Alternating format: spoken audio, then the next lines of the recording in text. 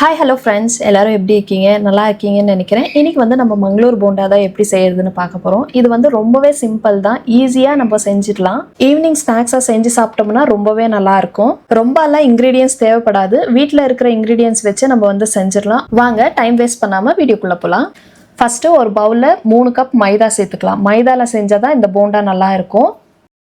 3 cup மைதாக்கு வந்து 1 cup அரிசி மாவு சேர்த்தா தான் வந்து கரெக்டான மெஷர்மெண்ட்டாக இருக்கும். 1 டேபிள் ஸ்பூன் வந்து சுகர் சேர்த்துக்கோங்க. இனிப்புக்காக கொஞ்சமாக சேர்த்துக்கலாம். ஒரு 5 பச்சை மிளகா வந்து குட்டி குட்டியாக கட் பண்ணி சேர்த்துக்கலாம். அதுக்கப்புறம் 1 டேபிள் ஸ்பூன் வந்து சீரகம், தேங்காய் வந்து சேர்த்துருக்கேன். உங்களுக்கு வேணும்னா இந்த மாதிரி நறுக்கி சேர்த்துக்கலாம், வேண்டான்னா ஸ்கிப் பண்ணிடலாம். போட்டால் ரொம்ப நல்லா இருக்கும். கொஞ்சமாக வந்து சால்ட் சேர்த்துக்கோங்க. சால்ட் வந்து கொஞ்சமாக சேர்த்துக்கோங்க, தேவைப்பட்டுச்சுன்னா இன்னும் கொஞ்சம் கூட ஆட் பண்ணிக்கலாம். கடைசியாக வந்து இட்லி சோடா கொஞ்சம் சேர்த்துக்கோங்க. ஃபைனலாக வந்து நம்ம தயிர் சேர்க்க போகிறோம். தயிர் வந்து ரொம்ப புளிச்சதாக இருக்கக்கூடாது, மீடியமாக இருந்தால் ரொம்ப நல்லாயிருக்கும். ஆக்சுவலாக தயிர் எவ்வளோ சேர்க்கணும் அப்படின்றது கன்ஃபியூஸாக இருக்கும். மாவு வந்து நீங்கள் அளந்துருப்பீங்களா ஒரு கப்பில், அந்த கப்லேயே நீங்கள் வந்து 1.5 கப் தயிர் சேர்த்திங்கனாலே கரெக்டான மெஷர்மெண்ட்டாக இருக்கும்.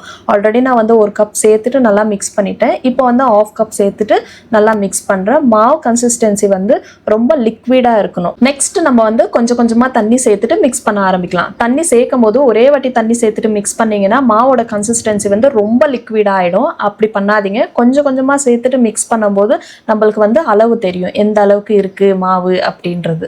கொஞ்சம் கேர்ஃபுல்லாக எந்த கட்டியுமே இல்லாமல் நல்லா மிக்ஸ் பண்ணி எடுத்து வச்சுக்கலாம். மாவோட கன்சிஸ்டன்சி வந்து ரொம்ப சூப்பராக வந்துருச்சு. இந்த அளவுக்கு இருந்தாலே போதும். இதுக்கப்புறம் ஒரு 10 மினிட்ஸ் வந்து அப்படியே வச்சுருங்க. அப்புறம் ஓப்பன் பண்ணி பார்த்தீங்கனாலே தெரியும், மேலே வந்து குட்டி குட்டியாக பபிள்ஸ் வந்திருக்கும். இதுதான் வந்து கரெக்டான ஒரு மெஷர்மெண்ட். ஓகேங்களா? இப்போ நம்ம போண்டா சுட ஆரம்பிச்சிடலாம். எண்ணெய் வந்து நல்லா காஞ்சிட்ட பிறகு கொஞ்சம் கொஞ்சமாக வந்து மாவு போட ஆரம்பிங்க.